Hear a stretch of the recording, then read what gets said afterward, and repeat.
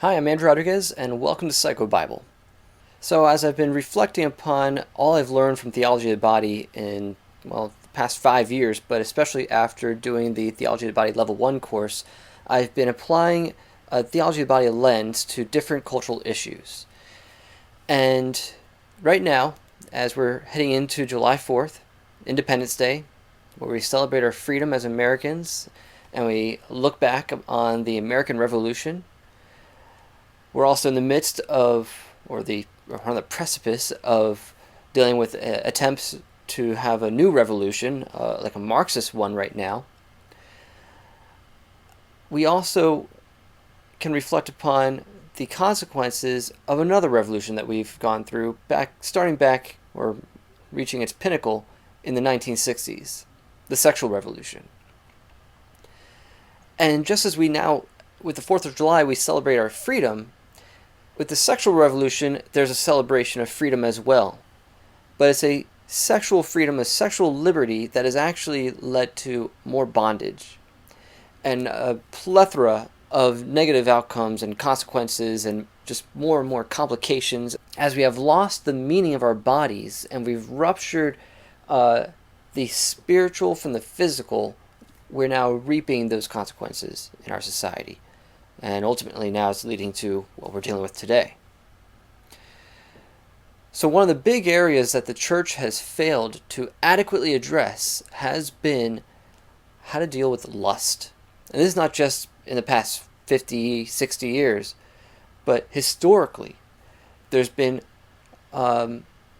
repeated failures to have an adequate understanding of our bodies and our sexuality, our sexual desires, and what their purposes are. Perhaps the earliest threat to our understanding of our bodies was the gnostic heresy.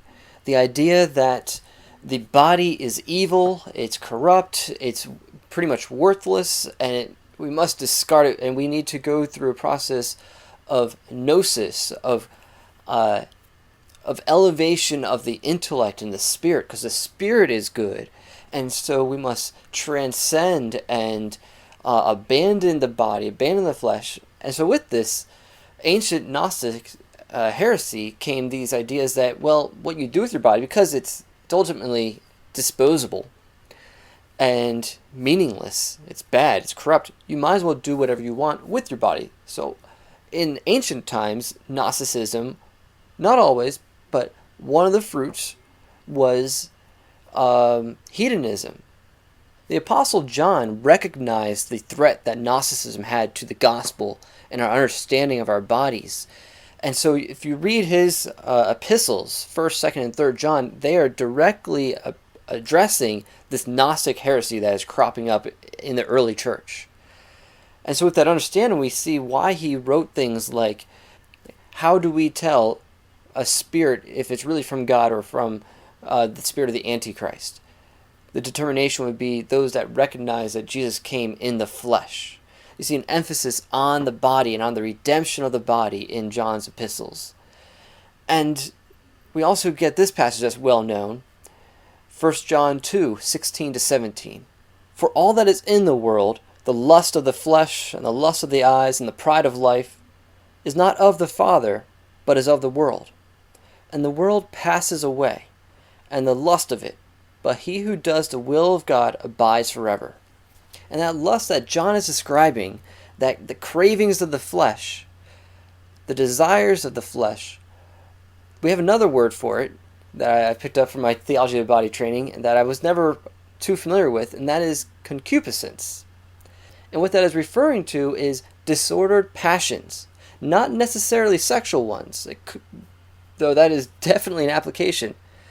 But the idea that we have these natural desires, God-given desires, for a variety of things, which, if you're already familiar with my previous videos and my sermons, there's 7 areas of longings. We long for belonging and love. We long for identity and significance and honor. We long for achievement and purpose. But when those desires for those things, those God-given longings, become disordered, passions become disordered, that's concupiscence.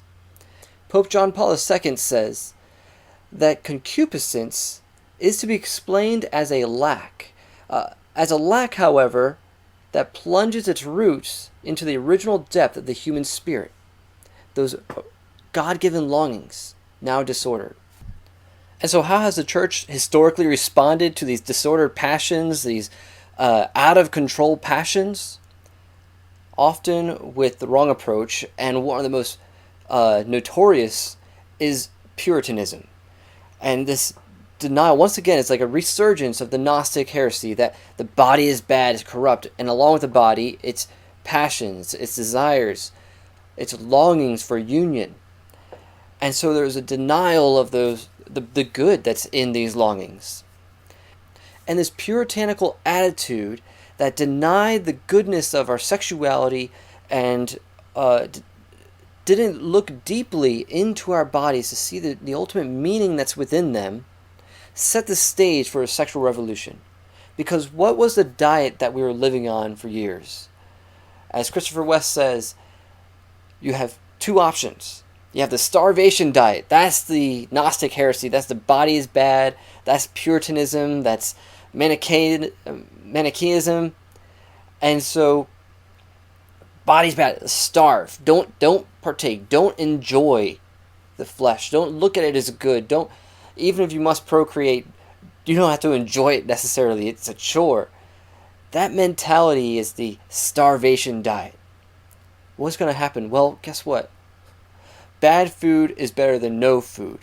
And so you have, as Christopher West explains, you have a couple architects of the sexual revolution, and one of the chief ones was Hugh Hefner, who said that he created Playboy as an act of rebellion against the puritanical upbringing that he had, where sexuality was just scorned and discarded, and it's like that crumpled up paper that Christopher West uses as an example. We took the beauty of the body and our sexuality and we crumpled it up and said this is bad. And so the sexual revolutionaries like Hugh Hefner took it and said, no, it actually is good. And he's right about that, but the problem was he took it in its distorted form and he glorified that. And so that got us hooked on this fast food diet where let's just get more and more of this bad stuff. And it became a distortion of one of the loves that we're meant to actually appreciate, and that is Eros. One of the core concepts within Theology of the Body is the redemption and the proper understanding of Eros. It's become so distorted because now when we hear Eros, we think erotic, and with erotic, we think pornographic. But what you're seeing there is a confusion between Eros and the other Greek word, Porneia. And Porneia is actually referring to prostitution, to the selling of your body for a profit, to deny your body the true dignity that it's worth, but you're doing it for a selfish end, or you're being used by someone else for a selfish end, but it's for profit and not for true gift giving. Whereas Eros is our longing for the good, true, and beautiful, which is in the infinite. It's a longing for infinite love and union. It's a God-given desire. God gave us erotic desire. As Christopher West says, he describes it as a fuel for our rocket engines that are meant to propel us to infinity and beyond. And so every pleasure that we can experience in this life is meant to be just a taste, a sample of the amazing banquet that we're going to enjoy at the wedding feast of the Lamb. And that's Eros. Eros is the awakening of the desire for that wedding feast. But what we experience in this life is only finite. It's only temporary. It cannot satisfy that erotic desire, that longing for more. And so what we do with the fast food diet, we just keep going back for more and more and more. It's, in addiction terms, we build up a tolerance, it loses its effect, we're chasing that dragon, we can never get enough. And so what what has happened with this sexual revolution that was meant to liberate us and give us freedom, it's created more bondage, because this sexual liberty of promoting the fast food never satisfies. So, as Christopher West also says, what you idolize, you will come to despise. Because we've made the body, our sexuality, which is meant to be an icon that points us to the wedding feast with the bride, the church, and Christ. We've taken that icon, we turned it into an idol. And so every pleasure that we experience becomes an idol. But when that idol can't satisfy, we come to despise it. Just like when King David's daughter was lusted after by her own brother Amnon. And after he finally got her, and he molested her, and he raped her, and he got a taste of what he had been craving, he had been lusting after, it didn't satisfy. And so he despised her, and he cast her away. So you see, there is a real significant difference between Eros and Porneia. And we must understand that difference. It's the difference between love and lust. What is love? Love is willing the good of the other for the good of the other. Meaning, you value the other person. You want to do good, you want to lift them up, you want to elevate them and pour into them for their benefit, not for your own. Once it becomes for your own benefit, it's becoming lust. And what is lust? Lust is the opposite of love. It's use. It's when you're using someone else for a narcissistic end, to fulfill some other need within yourself, or a desire. When you're fulfilling the concupiscence, the disordered passions. So with all that said, there's actually a clip I want to play from a YouTuber that I followed named Benjamin Boyce. And he had a conversation several months ago with a licensed therapist named Sasha Ayad. He's interviewed her a few times. She specializes in working with teen girls who have gender dysphoria. And so I've been wanting to do a commentary on this particular video that he did with her for quite a while now, but and I probably still will do a separate commentary just on the transgender aspects that they touch on here and how Theology Body can address those. But there's a segment in this video where they talk about pornography. And Benjamin offers this idea that pornography is appealing to our bodies and our senses. And Sasha's like, let me actually correct you a little bit on there. And I really love what she says. And it's so funny because, as far as I know, they're not Christians, yet everything they're saying is exactly what we echo and speak about from a theology of body perspective. It's recognizing how pornography is not honoring the body properly. So go ahead, take a look.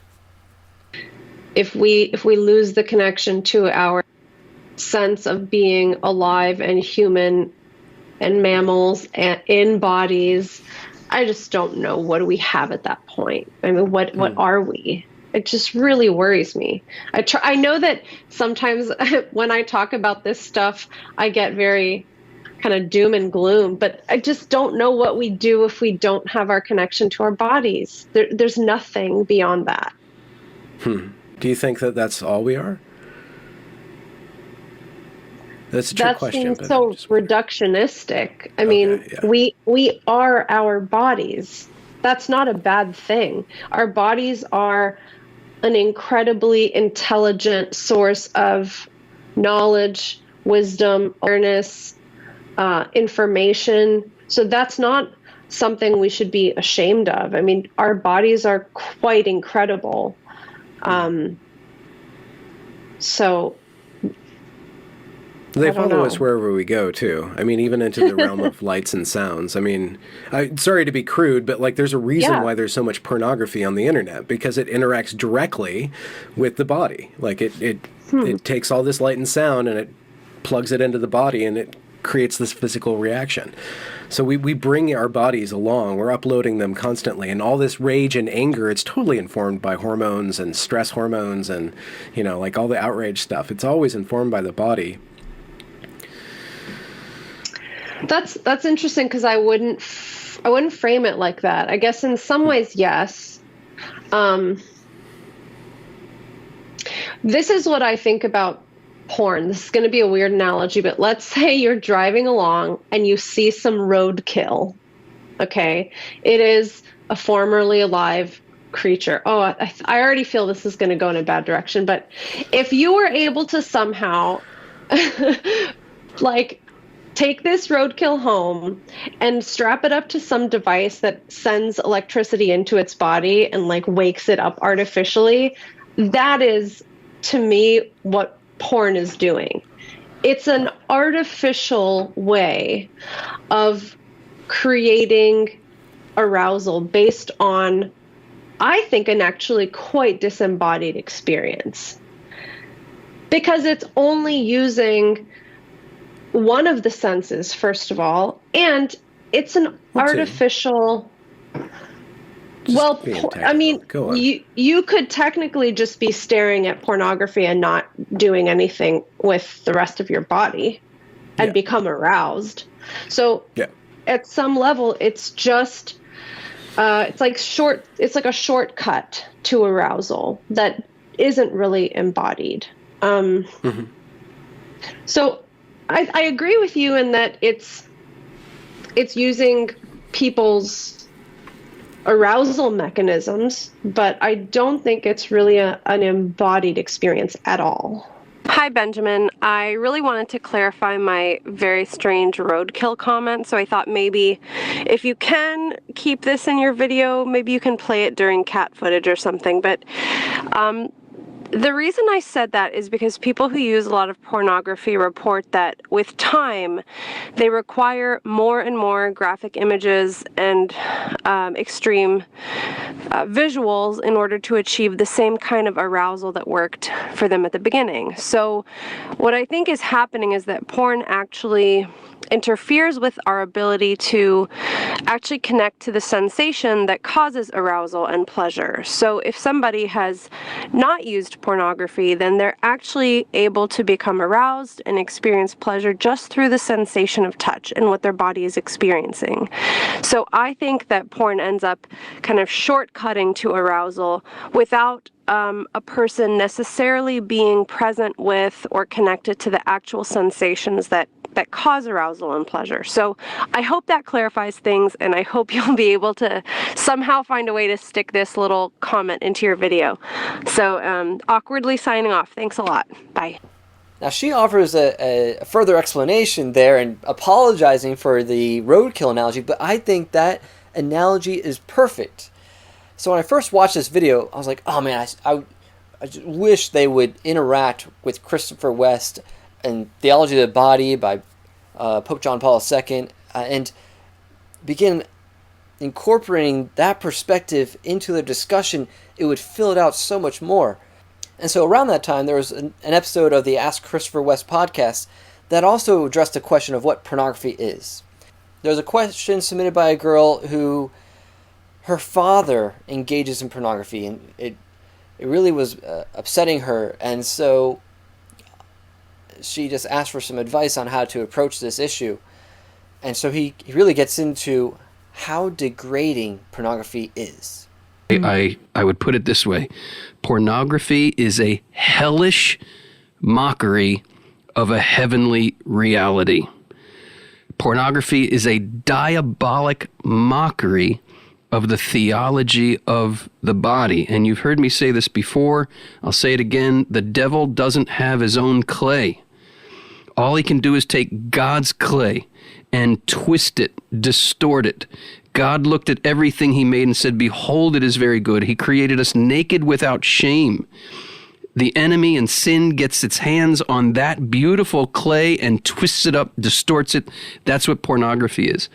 So we can recognize in that principle, just as a way of understanding what sin is, your father is looking for something good. He has a desire to behold and understand the meaning of the body, but he's taking that good desire that God put in him, as he put it in every man and every woman, and he's taking that desire to something that will never, ever truly bless or feed or help him or others in his life. It's like pornography is like drinking salt water when you're lost at sea. Like you're so thirsty, you're going to drink the salt water, and at first there's liquid in your mouth and it seems to quench, but it just makes you thirstier and thirstier and thirstier until you're dead. Pornography has that kind of impact on our minds and on our hearts, and it's not just something isolated. There's no such thing as isolated sexual sin, because no human being is totally isolated. Every human being's, if you're bringing that poison into your own mind and your heart, that poison is going to come out, especially with those to whom you are closest. Your wife, your daughters, in a particular way, are going to feel the pain of this. I tell a story often. It's been written in my books, and I share it in my talks and courses, about an experience I had soon before we got married, in which I was praying in front of the Blessed Sacrament, and I was praying specifically, Lord, I want to be a sincere gift to my wife on my wedding night. And I was afraid because of how warped my mind had been as a teenager by pornography. And the Lord said, give me those memories, give me those distorted images, and I'll show you what you were really looking for. Mm-hmm. And I wouldn't recommend this just across the board. I was at a certain place in my life where it was the right time, and it was really the leading of the Lord, and I wouldn't want somebody just to start conjuring up memories of pornographic imagery in their mind without spiritual counsel and without the Lord really leading. But the invitation was, give me the lies, and I'll show you the truth. Mm-hmm. And these images have a way of getting ingrained in the mind, and I just surrendered each image I could remember. And there are a lot of them. And I just said, Lord, I give you this lie. Please show me the truth. And I had in my mind's eye, I kind of saw this fire, that I was putting these lies into this fire. And they were getting burned up one by one by one. And then what I saw at the end of all of it, I saw an image in my mind of the Christ child at the breast of the Blessed Mother. And I heard the whisper of the Lord saying, this is what you were looking for the whole time. Behold your mother. It was so healing to me. It was so, what was going on was a feeding with holiness, with a true image, with a true holy image of the yearning that I had taken in so many wrong directions. What I was looking for the whole time was to be fed by the real woman. And I took that hunger in the wrong way, and I caused myself and a lot of other people a lot of destruction. And I think one of the deep pains, especially in a daughter's heart here, is if my father is looking at pornography, how is he looking at me? That can be an agonizing question. Every daughter wants to be seen mm-hmm. by her father, seen in the true sense, not looked at, not objectified. And there is that understandable fear. How does my father see me? And so I would invite you in that question, in that pain, take that question to your Heavenly Father. Say, Heavenly Father, how do you see me? How do you see me? He looked at everything he made and said, behold, it is very good. Mm-hmm. He knows you so intimately. He knows all the pain. And again, that pain can become a true prayer. And so this is one of the things I explain to my clients. Just this week, I have a new client that I'm seeing because of pornography use and infidelity. And he got caught, and he's working on repairing his marriage, and he's realizing how dehumanizing porn is. He's coming to realize how much he needs to either bounce his eyes or change the way he sees women. When there's an attractive woman walking down the street, and his compulsion is to look at her and just hyper-focus on features of her body, what he's doing in that moment, or what I'm doing if I ever do that, or anyone, what we're doing when we do that is we're rupturing we're separating out her spirit from her body. We're just viewing this body. It's just become this lifeless corpse that we can then mold and shape to our own use. And we're using that other person, whether with their permission or without, even if there's a woman who is purposely being an Instagram model, or she's doing pornography under no compulsion necessarily, but she's selling herself. What she's still doing is degrading herself, and we are participating in that act. And we're not honoring her as a whole person. We're no longer seeing her as a person, but just as a body. Yes, we are our bodies, but the human is an integration. You are a composite of spirit and body. And for us just to focus on the body and neglect that she is a person, she is made in the image of God, and she is potentially someone's wife, she's someone's sister, she's someone's daughter. We view her as, no, but this is a body that I can now mold and shape to my pleasure. She becomes an object. So with porn, we often think that the problem is seeing the naked body. But the problem is not necessarily the nakedness. Instead, it's the way it shows the naked body, ruptured from its dignity. So then some people I've talked to who are kind of well-intentioned, like, well, then why should we have any shame about our bodies? Why don't we just walk around naked then? Well, we don't cover our bodies in this fallen world because they're bad, but we still cover our bodies because our bodies are so good that we instinctually know to protect them from the degradation of lust.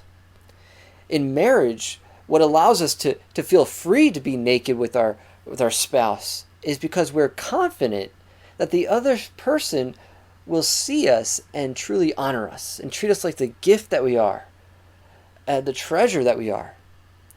And this nakedness that we get to experience in marriage, it signifies the original good of God's vision for man. This is what it says in TOB 13. But with this rupture comes objectification. We're now confused about the meaning of our genitals. And with our genitals robbed of creating new life, they are reduced to just generating pleasure. Therefore, people become objects. And when we fail to respect the truth that genitals are meant for intimate union and generation, our civilization degenerates. And so as Sasha Yad pointed out, that sex is not meant to be something you do by yourself. It's not meant to appeal just to you pleasuring yourself, but it's meant to be a union. There's supposed to be touch. And not just a casual touch. It's not meant to be, there's no such thing as casual sex. The body communicates something in that union that I am committed to you. And I'm prepared to be with you if a new life is generated by our union. That's what love is. Love is that commitment for the good of the other, and that whatever may come of this union, that you will stick with that person.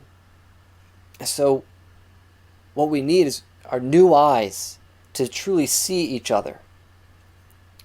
In my Theology Body course, Christopher brings up this story of two priests who they're talking, they're walking down the sidewalk, and a prostitute walks by, and one priest turns his head, looks the other way, the other priest looks at this woman, and he sees her, and he has compassion, and he feels sorry for her. Now the reality is, both reactions are righteous, because for the one priest who could not see her and see who she truly is, looking away is what he must do in order to respect her. But for the other priest who must have reached a higher level of truly seeing people for their dignity, for him to see her, to look at her, not turn away, was also honoring her. And so they're both righteous. One was actually with more redeemed eyes and was closer to God's heart.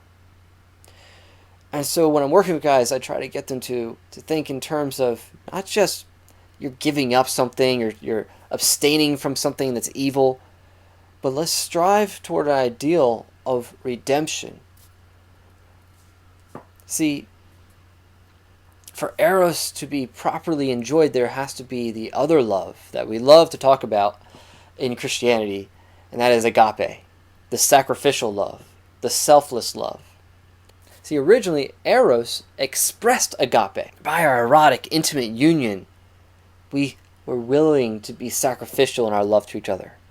I was willing to commit and lay down my needs and my desires and my selfishness for the good of the other in that union. And that allowed man to be naked without shame. But upon original sin, Eros, it ran out of agape. There's no more sacrificial love. It was no longer sacrificial, so Eros became selfish and turned into Porneia. It turned into Porneia by us using sex for profit. Whether we're talking about money or power or esteem, clout, boosting our ego. And then what Jesus does the first miracle does is at a wedding feast. He's at a wedding. And what does he do? He turns water into wine. What does wine represent? Blood.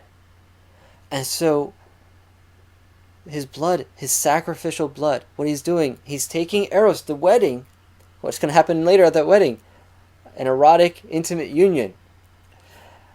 And then, what does that union need? It needs agape. What is agape? The sacrifice, the blood. And so his first miracle is to transform that water into wine, the blood. And this is so funny when you think about it. What we really desire is that intimate union with God. Eros, we need to think that my longing for sex, the sex is just the icon. Hey, I love it, right? Like, it's a good icon. I enjoy it. But I must remind myself at times, it's just the icon.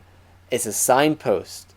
If I stop at that signpost and think I've arrived at my destination, I'm missing out. If I'm on my way to Disney World, which I've never been there yet, but if I'm on my way there, and halfway through Georgia, I see a sign, Disney World. I'm like, oh, cool. And I just stop there, get out of my car, and think I've arrived at Disney World. I've missed the point. I got to keep going. And so sex, the pleasure of it, is a signpost telling us that we're made for more. We're made for an infinite, intimate union that will generate new life within us. And so when we struggle sexually, when we need to have that perspective in mind. So we must get in touch with our longings. See what your fantasy is really about. This is a whole other video, and I'm going to get into this. There's things we can learn from our unwanted impulses, our unwanted sexual desires, our unwanted sexual attractions. There's something that is good that is being distorted there in those passions. That's the concupiscence. Buried beneath all that distortion, there's a good desire that's being neglected or misused. So find out. You can ask your heart, what is my heart really longing for? And know this, that Christianity is not afraid of this questioning. It's because Christianity is the religion of desire. What does Jesus say when he encounters those blind beggars? And they're asking him, Son of David, Son of David. He says to them, what do you want? Not in a harsh way, but he's asking them, what do you desire? What is it you long for? We need to get in touch with that ache, that desire that is going unfulfilled, that causes this hunger, this ache within us. Just for example, why is it that men, we're so attracted to breasts? Well, what is our first hunger as babies? When we're born, we hunger for the breast. And the purpose of the mammary gland, it ties it right back into that first miracle of Jesus at the wedding feast in Canaan. The mammary gland, its job is to turn blood into food. So take that water into wine, and then that blood becomes the food that we're meant to drink. What does Jesus say at the Last Supper? My body is real food, my blood is real drink. So we cannot satisfy this hunger ourselves. Our mothers, as babies, our mothers must make a gift of herself. in the same way Jesus made a gift of himself. But what happens? If we experience our mother as unable to satisfy our hunger, we take matters into our own hands. I say this all the time with my guys. We take matters into our own hands. They get it. You get it. But even after sin, as it says in TOB 55, Audience 55, Part 4, even after sin, we still experience a certain echo of the original innocence of man, a photographic negative, as it were, the positive of which was precisely original innocence. So even in our distorted desire, our distorted passion, there's an echo of the good desire that God put within us. And we must redirect that. What God does, he doesn't destroy Eros, he doesn't condemn it. What he does is redirect it so that we're pointed toward our ultimate destiny. He designed us to have desires that lead us to our destiny. Okay, that's it for now. Just a quick word though. I would love for these videos to get out there to more people. So, and I know that the algorithms out there and the censors, they are trying to stifle me. Most of my views just come from people seeing me on other social media platforms. So if you could like, share, subscribe, and I know a lot of my subscribers are not seeing my videos. I've got over 150 subscribers, but only a fraction of them are actually watching the videos. So if you are a subscriber, make sure to hit that bell so you can get notifications when I upload a new video. They're only about once a week, but I try to make it worth your while. So please just do what you can to get the word out before, who knows, I may end up getting banned. But we'll see about that. All right. Take care. God bless.